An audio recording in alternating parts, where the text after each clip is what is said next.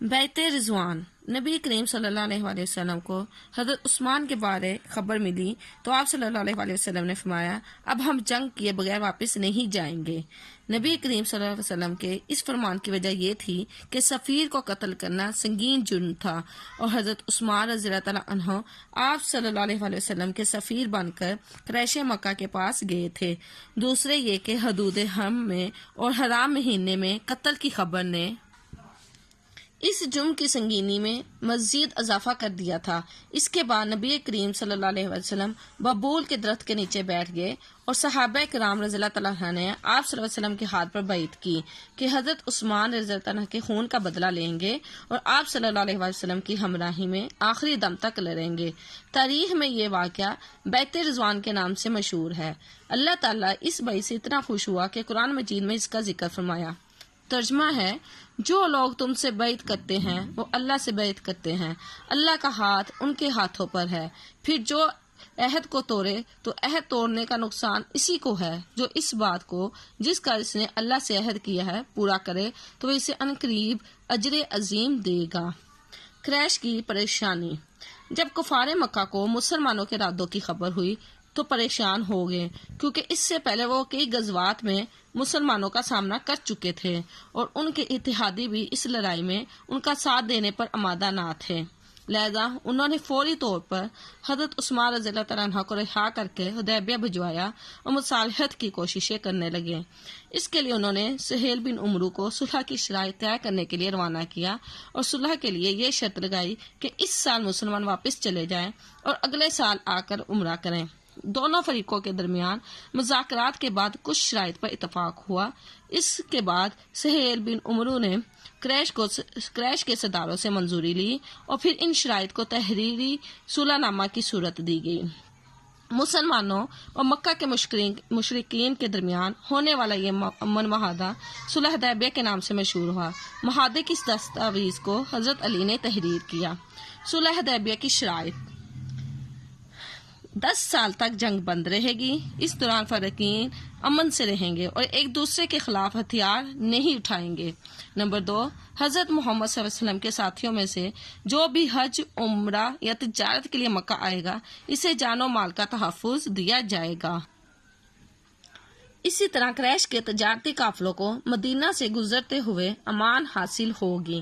Number 3، مکہ کے کافروں یا مسلمانوں میں سے کوئی آدمی اپنے ولی کی اجازت کے بغیر حضرت محمد صلی اللہ علیہ وسلم کے پاس جائے گا تو وہ اسے واپس کرنے کے پابند ہوں گے، لیکن اگر حضرت محمد صلی اللہ علیہ وسلم کے ساتھیوں میں کوئی شخص قریش کے پاس آ جائے گا تو اسے واپس نہیں کیا جائے گا۔ نمبر 4، فریقین ایک دوسرے سے بدعہدی نہیں کریں گے اور وہ ایک دوسرے کے خلاف کسی کو خفیہ یا علانیہ مدد نہیں دیں گے۔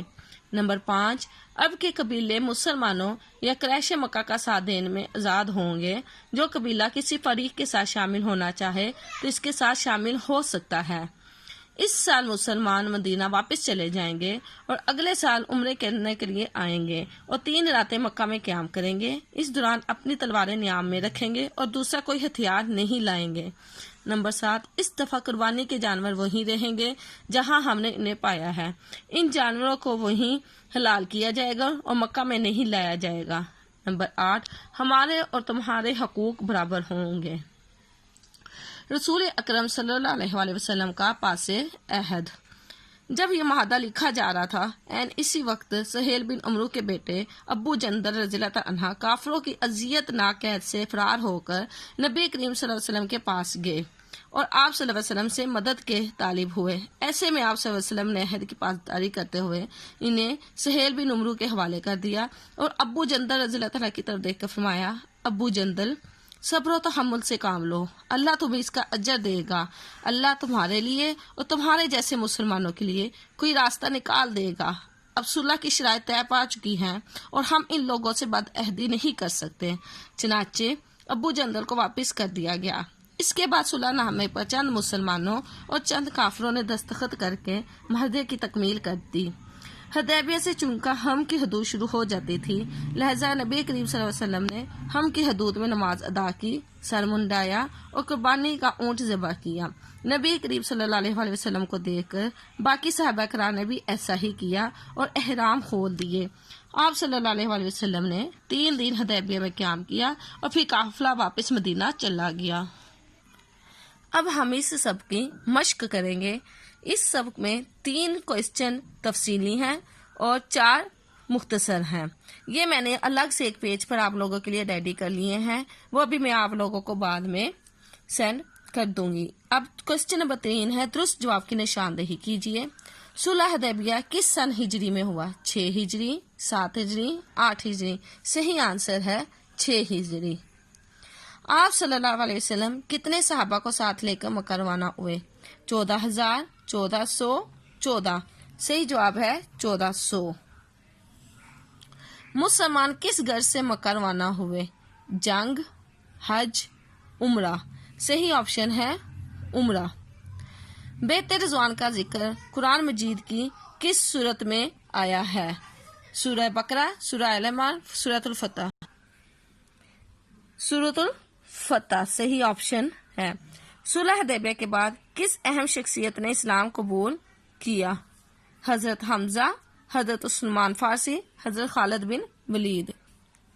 صحیح آپشن ہے حضرت خالد بن ولید۔